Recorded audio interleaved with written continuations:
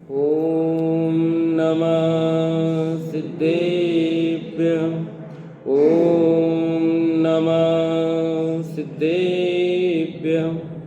ॐ नमः सिद्धेभ्यः। ॐ जय जय जय।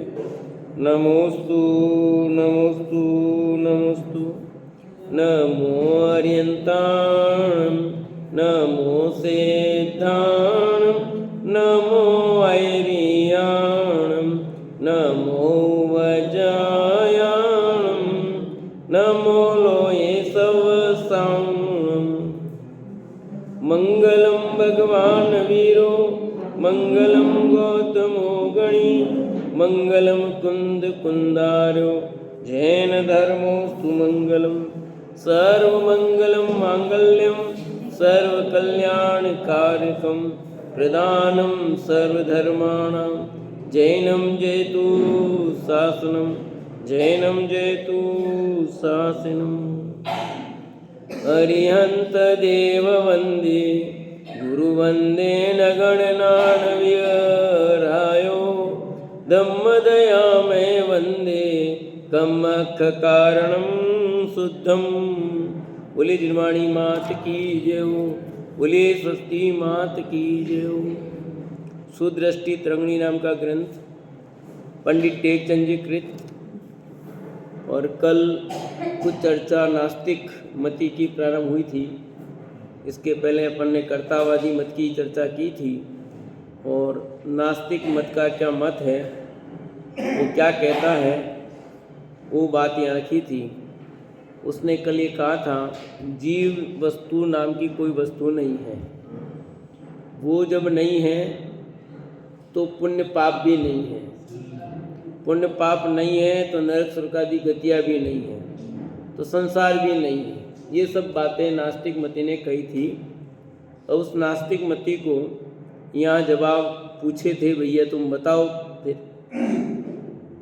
कि वह कौन है जिसमें विचार पैदा हुआ, वो कौन भाई? जिसमें विचार पैदा हुआ वही तो जीव है, और कोई स्पेशल थोड़ी है। ऐसा करके उसे समझाया था और उसके आगे की चर्चा यहाँ कहते हैं। इसलिए हे नास्तिक मती भाई, पेज नंबर 58 पर नीचे का पैराग्राफ मिल गया। इसलिए हे नास्तिक मती भाई, तुम विचार करो, कोई जीव है तभी तो भूत हुआ है, कोई परलोक है तभी तो वेंतर देव हुआ है। अतः हे नास्तिक मति, नास्तिक बुद्धि, तुम ऐसा जानो कि जीव भी है और परलोक भी है। ऊपर की जो बातें थी ना, बहुत सारी बातें, एक पैराग्राफ रह गया था अपना ऊपर का। यह शरीर है, यह जड़ है, अचेतन है, मूर्तिक है, इसमें देखने जानने की शक्ति नहीं है, इस तन के विकल्प नहीं होता। इसलिए पूछने वाला, संदेह करने वाला, हट करने वाला, खट्टे मीठे स्वाद को जानने वाला, अच्छा बुरा मानकर राग द्वेष करने वाला, क्रोध मान माया लोभ करने वाला कोई अन्य है, उसी को तुम आत्मा जानो। इसी को आत्मा जानो। कल अपन ने बहुत चर्चा की थी, पर ये पैराग्राफ पढ़ना अपना शेष था, है ना, कि हट करने वाला कौन, खट्टे मीठे स्वाद जानने वाला कौन, ये जो उनसे स्वाद जाना, सब बातें कर ली थी अपन ने। परंतु पैराग्राफ, ये क्रोध हुआ तो किस में हुआ, मान हुआ तो किस में हुआ, माया हुई तो किस में हुई, ये जिसमें उत्पन्न हुए वही तो जीव है, कोई दूसरा स्पेशल नहीं है कोई जीव। लौकिक विषयों में भी जीव ऐसा कहता है कि अमुक व्यक्ति मर गया था, वह अमुक भूत हुआ है, कहते ना, यो मरीन पाछो आयो है, ये मर गया है और वापिस आया है, वो परेशान कर रहा है, तो इसका मतलब जीव तो सिद्ध हो रहा है, नहीं तो वापस कैसे आता, कैसे भूत होता? भूत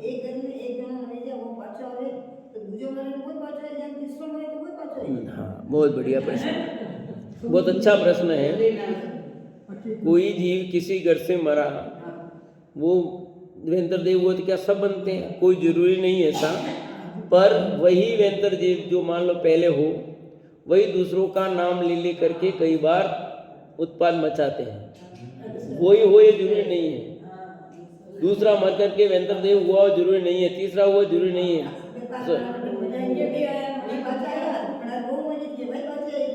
सब देखो हो भी सकता है, शुभ परिणाम है, घर में सबके मन कसाय हो तो देव बन सकते हैं, पर सब वेंतर ही देव होंगे जरूर थोड़ी है। कोई भवनवासी भी हो सकता है, कोई ज्योतिषी भी हो सकता है, और वेंतर भी हो, कदाचित हो सकते हैं, पर ऐसा जरूरी नहीं कि वही हो।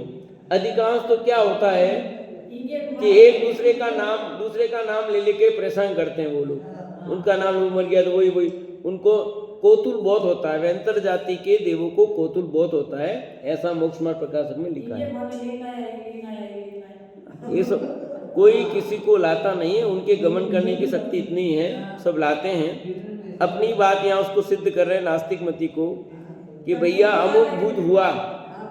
कोई कहते हैं कि हमारा अमुक बड़ा बूढ़ा पहले मरा था, वो अब आकर हमसे पूजा मांगता है। कितने ही लोग ऐसा कहते हैं अमुक भूत हुआ था, वह आज अमुक व्यक्ति को लग गया है। ये सब बताएगी इत्यादि बातें जगत में प्रसिद्ध है, सभी कहते हैं अरे वन्ने वो लाग गयो, वन्ने वे लागी है, बोलते नहीं बोलते हैं, खाई गए वे तो वीरान है, ऐसा बोलते नहीं बोलते हैं। अरे घनी परेशान करे, जिंदे परेशान की थी, मरे परेशान करे, बोलते नहीं बोलते हैं। तो कई प्रकार के होते हैं, सब जगत में देखा जाता है। उसी का पंडित जी ने यहाँ उल्लेख किया है कि भाई यदि ऐसा नहीं होता तो कैसे नाम लेते हैं। यदि वो जीव मर गया होता तो वापस आने की बात तो बनती ही नहीं, और वो खुद कहता है मैं हूं।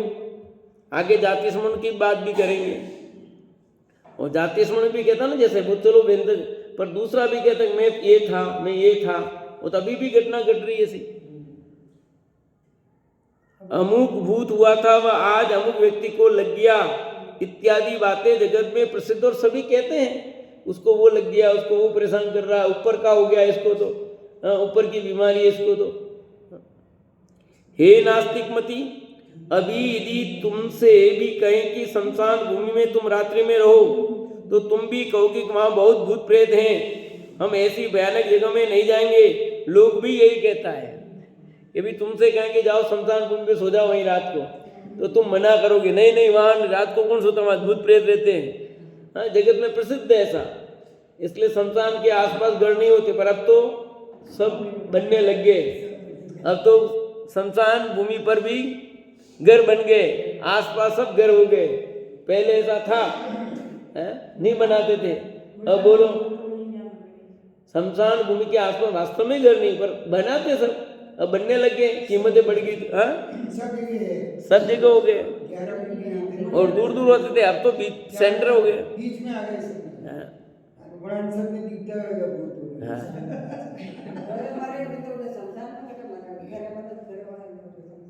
तो लोग भी यही कहते हैं। इसलिए हे नास्तिक मती भाई, तुम विचार करो, कोई जीव है तभी तो भूत हुआ है, कोई परलोक है तभी तो वेंतर देव हुआ है।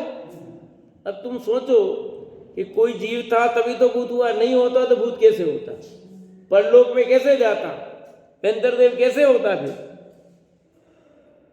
अतः हे नास्तिक बुद्धि, तुम ऐसा जानो कि जीव भी है और परलोक भी है। तुम ये जो बातें कहते हो कि नहीं जीव है न परलोक है न कुछ भी नहीं है, वो बात बिल्कुल गलत है।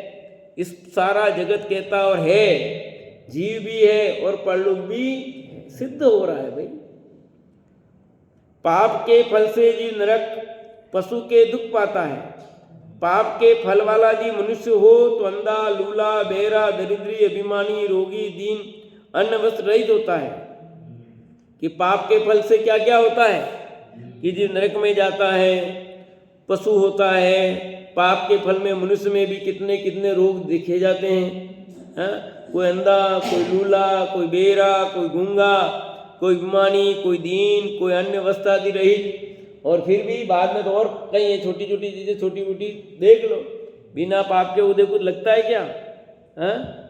बिना पाप के उदय सिर दर्द होता, माथा होता, कोई होता है क्या कुछ भी? सब पाप के उदय में बीमार होगा, बिना पाप के उदय में कोई बीमार होता है क्या? कोई गालियां दे तो बिना पाप के उदय थोड़ी देता है। पुण्य के फल में देव होता है, यदि मनुष्य हो तो सर्व दुख रहित सुखी होता है। इसलिए जो विवेकी वे पाप नहीं करते हैं, बड़े बुद्धिमान शुभ कार्य करते हैं। इसलिए तो पाप से डरते हैं कि पाप का फल बुरा है और पुण्य का फल शुभ है। ऐसा जानकर जीव पाप से डरते हैं, शुभ कार्य करने की भावना रखते हैं। नहीं तो डरे नहीं, पाप और पुण्य कुछ होता ही नहीं तो जीव क्यों डरे और जीव क्यों शुभ कार्य करेगी। जो करना वो करो, मस्त रहो। अज्ञानी रंक भी ऐसा कहता है कि हमारा आत्मा अन्न वस्त्र बिना दुखी है। एक गरीब व्यक्ति भी ये कहता है कि हमारा आत्मा यानी जीव वही दुखी है, हमारे पास अन्न नहीं है, वस्त्र नहीं है। जो हम पर दया कर अन्न वस्त्र देकर हमारा पोषण कर हमें सुखी करेगा उसे पुण्य होगा। ए भाई रोटी दे दे तेरा भला होगा, कहते कहते हैं। ए बुआ एक रोटी दे दे, कपड़े दे दे, तेरा भला होगा। ये वही शब्द हैं, सुखी कर देगा तुझे पुण्य लगेगा, धर्म होगा, कहते नहीं कहते हैं।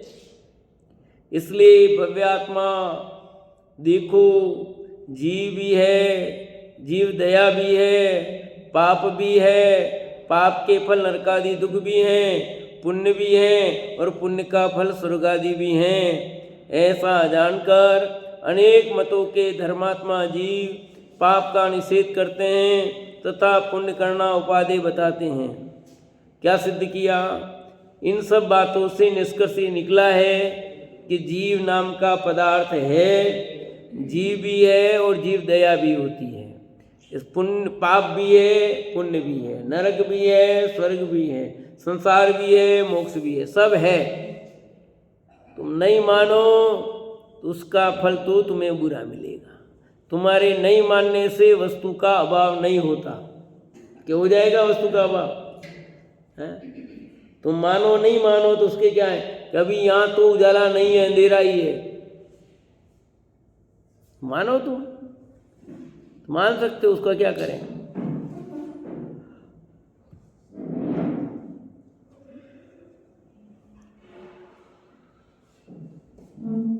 इसलिए अनेक मतों में धर्मात्मा जी पाप का निषेध करते हैं, पुण्य करने का उपादेय बताते हैं। क्योंकि है ना, इसलिए सारे मत अन्य मत पाप का निषेध करते हैं, पुण्य का उपदेश देते हैं। धर्म कार्य करो भाइयों, पुण्य शब्द नहीं प्रयोग करते हैं पर धर्म शब्द का प्रयोग करते हैं ना सब। ये धर्म करो भैया, धर्म करो, हर कोई बोलता है। गर्मियों के लिए कहते ना पानी प्यास लगाओ, प्याऊ लगाओ भाई, धर्म होगा। हाँ, अभी सर्दी के दिनों में वस्त्र दो, कहते नहीं कहते? स्वेटर वेटर पड़े हो, पुनः कपड़े दे दो भैया, धर्म होगा। कमले बांटते हैं, स्वेटर बांटते हैं, सब देते तो हैं ना।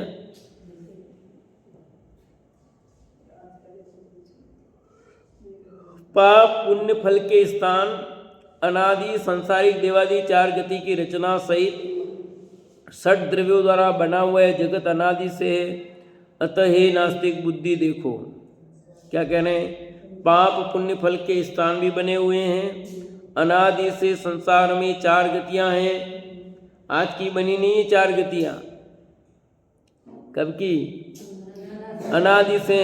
ये षट द्रव्य में जो संसार है, वो विश्व है, वो अनादि का है, किसने बनाया नहीं है। जीव नहीं हो तो जीव की कीमत काहे को करते हैं? अभी वो वहाँ उत्तरांचल में हो गया ना, गिर गए, अब 41 लोग फंस गए बेटे सुरंग में। अब वो जीव नहीं होते तो निकालने का इतना खर्चा क्यों करते? हाँ, 12 दिन हो गए उनको प्रयत्न करते, आज कहीं निकलेंगे वो। हाँ, कितना लाखों करोड़ों रुपए खर्च करके सारी व्यवस्था सुरंग बना करके 6 फीट का पाइप अंदर उतार रहे हैं, फिर उसमें से निकालेंगे, फिर हॉस्पिटल ले जाएंगे, करेंगे।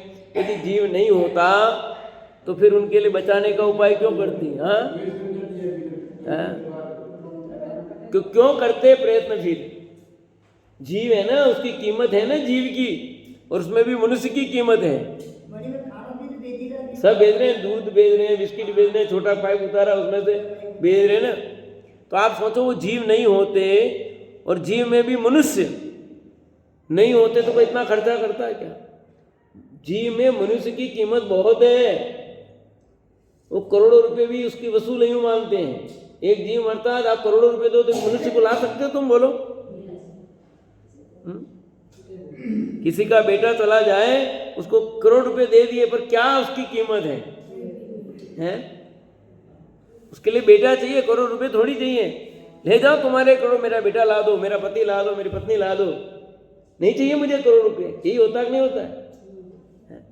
तो किसकी कीमत है? जीव की कीमत। जीव नहीं होता तो इतना सब प्रयत्न क्यों करते? इसलिए हे नास्तिक मती समझ, जीव है और जीव के पाप पुण्य भी हैं, सब है, उसको स्वीकार करो। जबरदस्ती लट मार छाप भाषा मत बोलो, मर्जी आए जो मत बोलो। जबरदस्ती मत चलाने के लिए, स्वच्छंदी होने के लिए कुछ भी अनर्गल शब्द का प्रयोग करते हो, उचित नहीं है। विचार करके देखो, शांति से विचार करो। जीव नहीं, तुम कौन हो? तुम ये बोल रहे हो, वो कौन हो? वो कहां से आया? जीव नहीं हो तो सुखी दुखी कौन होवे? हे नास्तिक मती, देखो संसार भी है तथा सर्व कर्म नाश करने वाला धर्म भी है। सर्व दुख से रहित सुख समूह, अतीन्द्रिय भोग का स्वादी, अनंत बली, ज्योति स्वरूप, परम ब्रह्म भगवान पद का धारी सदैव मोक्ष रूप है। इसलिए मोक्ष भी है, संसार भी है और मोक्ष भी है।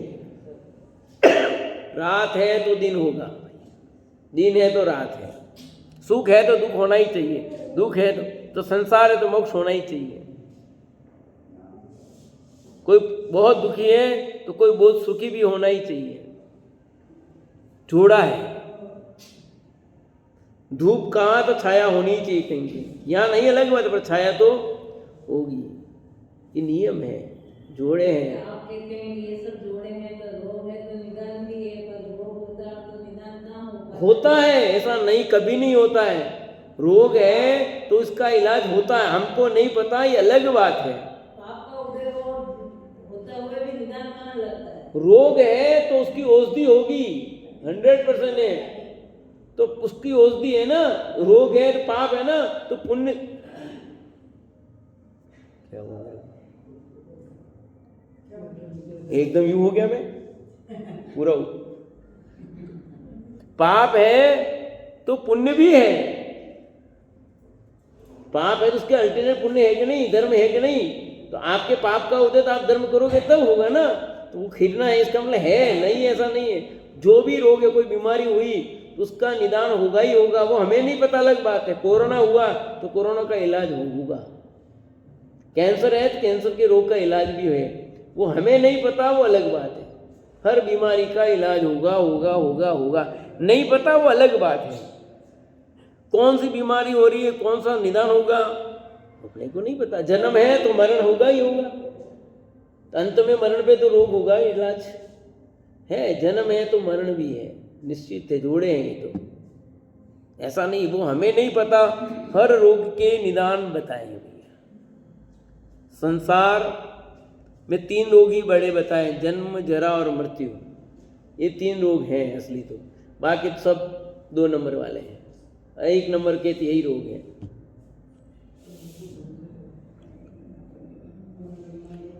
संसार भी है, सर्व कर्म नाश करने वाला धर्म भी है। लिखा देखो, संसार है तो सर्व कर्म नाश करने वाला धर्म भी है। नहीं है, ऐसा नहीं है। सर्व दुख से रहित, सर्व सुख समूह, अतीन्द्रिय भोग का स्वादी, अनंत बली, ज्योति स्वरूप, परम ब्रह्म भगवान पद का धारी सदैव मोक्ष रूप भी है, जिसमें सर्व दुख रहित है, सुख का समूह ही समूह है, सुख ही सुख है, अतीन्द्रिय भोग, आनंद आनंद आनंद आनंद आनंद, और अनंत बल का धारी, ज्योति स्वरूप, यानी अनंत दर्शन, अनंत ज्ञान, अनंत सुख, अनंत वीर, अनंत चतुष्टय से युक्त, और सिद्ध भगवान तो अष्टगुणों से, और अष्ट तो ये बना है, बाकी तो अनंत गुणों से युक्त है। पर मूल 8 गुणों की बात समझो।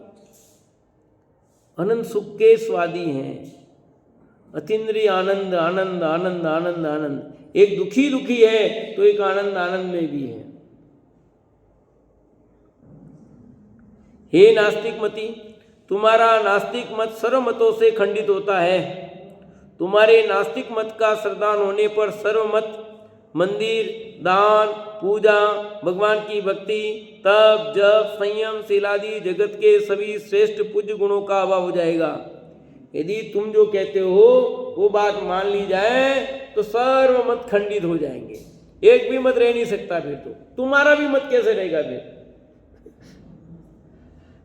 कोई मत ही नहीं ठहरेगा ना, क्योंकि मंदिर नहीं रहेंगे, दान नहीं रहेगा, पूजा नहीं, भगवान की भक्ति नहीं, जप नहीं, तप नहीं, संयम नहीं, शील नहीं, जिन्होंने जैसा भी बताया जिस मत में भी, वो सब कहाँ ठहरेंगे? फिर सब मत खंडित हो जाएंगे। तुम्हारा मत किसी मत से मिलता ही नहीं है। सर्व मतों के शास्त्रों के अभिप्राय से और लौकिक प्रवृत्ति से नास्तिक मत झूठा हुआ। क्या कहा? सर्व मत के शास्त्रों के अभिप्राय से भी देखें तो झूठा और लौकिक प्रवृत्ति से देखें तो भी झूठा। नास्तिक मत हर तरह से झूठा ही है। लोक में तो दान पूजा आदि गुण पूज्य दिखते हैं, इसलिए नास्तिक मत अनेक भावों से विचार करने पर असत्य सिद्ध होता है कि जगत में दान पूजा आदि को गुण माना गया है, विशेषता मानी गई है लोगों की। जैनी दान करते हैं ऐसा नहीं है, जैनी भी दान करते हैं, सब करते हैं। करते कि नहीं करते हैं? इतने मंदिर बन रहे हैं बड़े बड़े जैनियों के भी, तो बिना दान पुण्य के। अब राम मंदिर बन रहा है तो कितने अरबों की संपदा दान की नहीं लोगों ने। हाँ, करोड़ों करोड़ों लाखों रुपए दान किए हैं कि नहीं किए? फिर तुम कहोगे कुछ नहीं होता, फिर मंदिर बनाने की जरूरत क्या है? फिर दान आदि करने का विकल्प ही नहीं, सब खत्म हो जाएगा। अतः जिसके मत में आत्मा की नास्ति कही गई है उसके आप आगम पदार्थ हैं। जिस मत में आत्मा की नास्ति कही गई उसके आप्त भी झूठे, उसके आगम भी झूठे, उसका पदार्थ भी झूठे हैं। सब झूठा है, कुछ भी सही नहीं है, एक भी बात सच्ची नहीं है। नास्तिक मति का श्रद्धान मिटाकर श्यादवाद मत के सन्मुख किया। इस प्रकार नास्तिक मति संवाद विजय कथन पूर्ण हुआ। किसका कथन पूर्ण हुआ? नास्तिक मति। समझे है कि नास्तिक मति? तो निष्कर्ष ये रहा कि नास्तिक मति ये कहता है कि जीव नाम का कोई पदार्थ नहीं होता। जीव ही नहीं है तो दया नहीं होगी, दया नहीं है तो पुण्य पाप नहीं है, पुण्य पाप नहीं है तो नरक स्वर्ग आदि नहीं है, और नरक स्वर्ग आदि नहीं है तो संसार भी नहीं, मोक्ष भी नहीं है। तो यहाँ पर कहा कि ये बात बिल्कुल सभी मतों से, लोक प्रवृत्ति से भी देखना जाए तो झूठ साबित होती है। किसी तरह से तुम्हारी बात सही साबित, क्योंकि हम देखते हैं लोक में जिसमें विचार पैदा हो रहा वो जीव है कि नहीं? ये विचार किसमें पैदा हुआ? हाँ, जिसमें क्रोध मान माया लोभ हुए वही तो जीव है। जिसमें राग द्वेष खड़े हो रहे वही तो जीव है, कोई अलग थोड़ी है। और जीव है तो पाप पुण्य भी है। फिर मंदिर क्यों बनाते हैं, दान आदि क्यों देते हैं यदि पाप पुण्य नहीं होता तो? लोग व्रत संयम क्यों करते हैं? सब करते हुए देखे जाते हैं। फिर यहाँ भूत की बात भी कही कि अमुक वापस आया, ये बात क्यों चलती? जीव है, सिद्ध हो रहा है जीव है। भाई पेड़ को जीव सिद्ध कर दिया वैज्ञानिकों ने। पेड़ को, हम तो कहते ही थे, पर वैज्ञानिकों ने पेड़ को भी सिद्ध किया कि नहीं किया है? वो भी मानते हैं सजीव निर्जीव, और तुम नहीं मानते हो। जीव नाम का कोई पदार्थ नहीं है। किस तरह से तुम जो कह रहे हो वही तो जीव है, ये बात किसने कही? ये कह रहे हैं कि जीव नहीं है, ये बात कौन कह रहा है? ये जो कह रहा है ना जीव नहीं है, वही तो जीव है, उससे सिद्धि हो रही है। तुम्हारे कथन से जीव की सिद्धि हो रही है, फिर भी तुम नहीं मानते हो। नहीं मानना, नहीं मानना, उसको क्या करें? अमरलाल साहब, अमरलाल साहब, नहीं मानना तो नहीं मानना, उसका कोई इलाज नहीं है। क्योंकि जिसने क्या कि अपने तो नहीं मानना है, कितने भी तर्क दे दो, युक्ति दे दो, हमें जो सही लगा हम तो वही मानेंगे। अब मानो, उसका कोई इलाज नहीं है। झूठ हो तो झूठ हो। अब तुम मानो नहीं मानो, तो हम भी तो नहीं मानते तुम्हारी बात को। तुम क्यों? हम तो सत्य को ही मानेंगे, तुम्हारी गलत बात को मानने वाले नहीं हैं। तुम मानो तो, नहीं मानो तो भी। अब अवतारवादी एकांतमती का संवाद लिखते हैं। अब नया एक मत ऐसा है जो अवतारवादी है कि कोई अवतारवादी मोक्ष गए आत्मा का पुनः अवतार मानते हैं। उनसे कहते हैं कि हे मोक्ष जीवों का अवतार मानने वाले भव्यात्मा, तुम सुनो, चावल जिसमें से निकलता है ऐसा धान उगाने से उगता है, परंतु धान को कूटकर उसके छिलके दूर कर शुद्ध चावल होने के बाद उन्हें उनके ही भूसे में रखकर उगाने पर वे उगते नहीं हैं। उसी प्रकार इस संसारी अशुद्ध आत्मा को जब तक कर्म की छिलका लगा है उतने काल पर्यंत तो चार गति शरीरों में उत्पन्न होकर शुभाशुभ फल को भोगता है, परंतु जब सम्यक चारित सहित तप करके अष्टकर्म के नाश से कर्म रहित शुद्धात्मा होकर सिद्धलोक में विराजमान हो जाता है, तब पुनः सांसारिक शरीर कभी भी धारण नहीं करता है। जो आत्मा जन्म लेता है वह संसारी है, शुद्धात्मा नहीं है, शुद्ध का अवतार नहीं होता है। अवतारवादी क्या कहता है कि जो जीव एक बार मुक्त चला गया तो पुनः संसार में आता है। जब जिस संसार में पाप बढ़ जाएगा तब उस पाप का समापन करने के लिए पुनः अवतार। ऐसा जो मानते उनको कहा, एक उदाहरण दिया चावल का। छिलके सहित जो धान है उसको जमीन में बोया जाए तो वो उगेगा, पर जो छिलके रहित धान है उसको रोपो तो नहीं है। कदाच उस चावल में वो छिलका भी लगा दो तो भी नहीं उगेगा। वो छिलका हटा दिया, अब उसको लगा, अब छिलका कदाच वापस भी लगाओगे तो भी नहीं उगेगा। ऐसे जो संसारी जीव था उसने सर्व कर्म का नाश कर दिया, मोक्ष चला गया, अब वापस कभी संसार में तब तक घूमेगा जब कर्म रूपी बीज उसके साथ है। कर्म रूपी बीज समाप्त हो गया तो अब वो कभी भी कब तक घूमता है? जब तक उस चावल में छिलके सही चावल है उसको रोबो कहीं भी तो उग जाएगा भले वो, पर वो छिलका ही खत्म हो गया, अकेला प्योर चावल है, कितनी भी बढ़िया भूमि में डालो नहीं उगेगा। वो उगेगा क्या? अच्छी बढ़िया तैयार करो आप, हाँ तो उगेगा।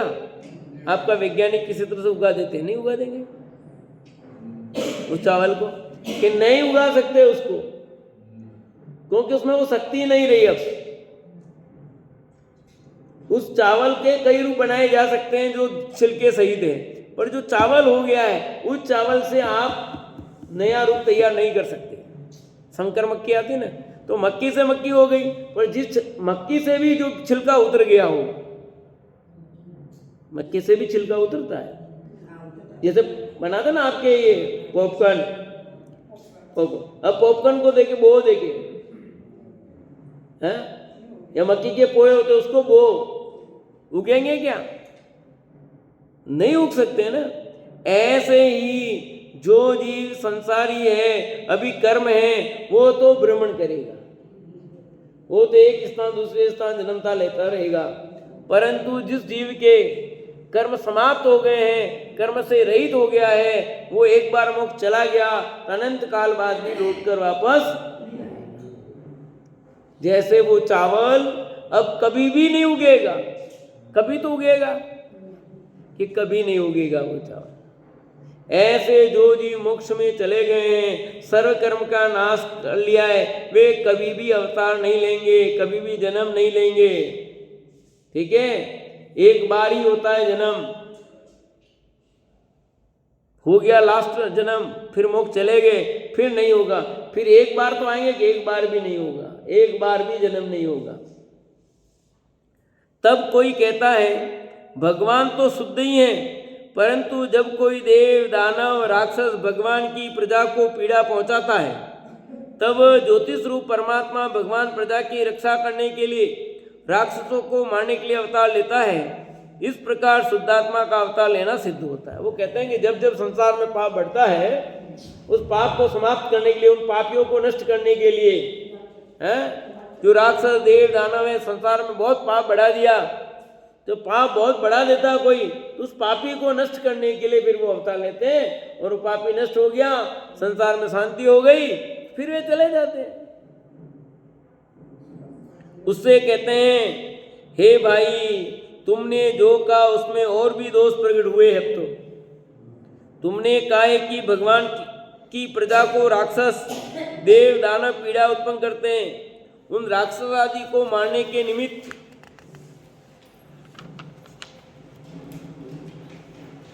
और प्रजा की रक्षा के निमित्त भगवान अवतार लेते हैं। तब प्रजा में तो राग भाव हुआ और राक्षस आदि से द्वेष भाव हुआ। क्या कहा? यदि भगवान अवतार लिए किसके लिए? उन राक्षसों को नष्ट करने, प्रजा की रक्षा के लिए, तो प्रजा के प्रति तो राग हुआ और राक्षसों के प्रति क्या हुआ? द्वेष हुआ। तो ये भाई, जिसके राग द्वेष होगा वह भगवान नहीं है। जिसके राग द्वेष हो भगवान कैसे हो सकता? भगवान तो वो होता है जिसके राग द्वेष है नहीं। राग द्वेष का समापन समारोह हो गया है। भगवान के राग द्वेष नहीं होता है। परिभाषा भी ने, जो राग द्वेष से रहित हो, जो वितरागी सर्वज्ञ हो, उसे भगवान कहते हैं। तो वितरागी का अर्थ क्या है? राग द्वेष से रहित। पर को मारने वाला क्रोधी होता है। ऐसा क्रोधी जीव जगत में भी निंदा पाता है। इसलिए जो क्रोधी है वह संसारी है, भगवान नहीं है। भाई, किसी को मारने जाओगे तो क्रोध आएगा ना, बिना क्रोध के कैसे मारोगे? और जो जिसके क्रोध होता है वो, उसको जगत में भी निंदा होती है, इसकी क्रोधी की प्रशंसा नहीं होती। पर लोग कर सकते हैं किसी की तो। और क्रोधी कसाई है, और कसाई है वो भगवान कैसे हो सकता है? क्रोध कसाई है ना, इसलिए कसाई हुआ वो। और जो कसाई हो वो भगवान कैसे हो सकता है? फिर भी भगवान मानेंगे।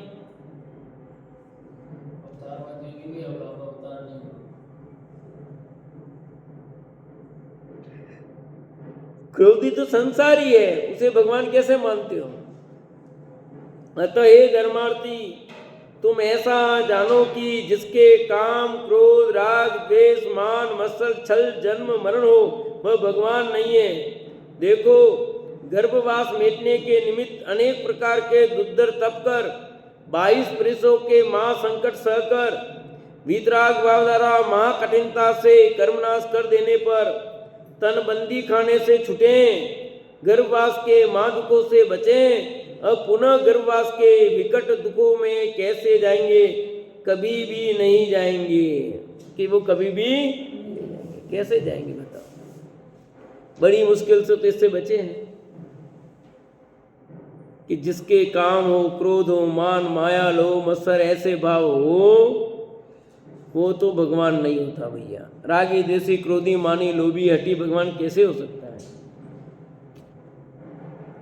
और गर्भवास मिटने के निमित्त अनेक प्रकार के दुर्धर तप करते हैं। कठिन कठिन तप किए नहीं किए? मां संकट सहन किए, वितराग भाव को प्राप्त कर लिया, और अब वितराग भाव प्राप्त करके वापस संसार में आने का उपाय कौन करेगा? है? आप अमीर हो जाओ तो गरीब होने का उपाय करोगे? बोलो, करोगे क्या? आपको बढ़िया आनंद सुख मिल रहा है तो आप सुख को हटा करके दुख लाने का प्रयत्न करोगे? जाने दो वो अलौकिक सुख। लौकिक सुख में भी देखो, आपको लौकिक सुख बढ़िया बराबर मिल रहा है, उसको हटा करके दुख लाना चाहोगे क्या? तो ऐसा अतीन्द्रिय आनंद, अतीन्द्रिय सुख जहाँ मिल रहा हो, वो ऐसे दुख को प्राप्त करना क्यों चाहेगा? क्यों आएगा? और उसके हाथ में भी नहीं है। हाथ में नहीं है। मोक्ष चला गया, चलो भगवान आन सकते कि एक बार संसार में चलने जाते हैं, दिखाते हैं सब। हाँ सुमन दीदी आएंगे कि नहीं आएंगे? चलो देख आते हैं एक बार, सुमन दीदी से मिलके आ जाते हैं। नहीं आएंगे वो मिलने आपको कोई भी। आपके कितने मम्मी पापा चले गए मोक्ष में, सिद्ध बन गए हो, परंतु मिलने आए कभी? हैं? ऐसा कसा भगवान ने मिलवा ही नहीं हमें, छोरी दुखी हुए तो क्या कसी छोरी? छोरा छोरी का सब त्याग किया तब भगवान बने। छोरा छोरी का विकल्प होता तो भगवान नहीं बन सकते थे। उन्होंने जब ये माना कि कोई भी दुनिया में मेरा नहीं है, कोई पुत्र पुत्री बाल बच्चे कोई भी मेरा, मैं ही मेरा हूँ, बाकी कोई भी मेरा नहीं है, ऐसा जब पक्का श्रद्धान हुआ तब भगवान बने हैं। थोड़ा सा भी राग रह जाए तो संसार में ही रह जाते हैं, थोड़ा सा भी राग रह जाए। प्रसिद्ध उदाहरण है अपने तो पांडवों का। तो इसलिए यहां तो कह रहे हैं कि राग रंच मात्र भी नहीं रहना चाहिए। हे धर्मार्थी तुम ऐसा जानो भाई, 22 प्रकार के परिशेषण क्यों करें, फिर महासंकट क्यों झेलें?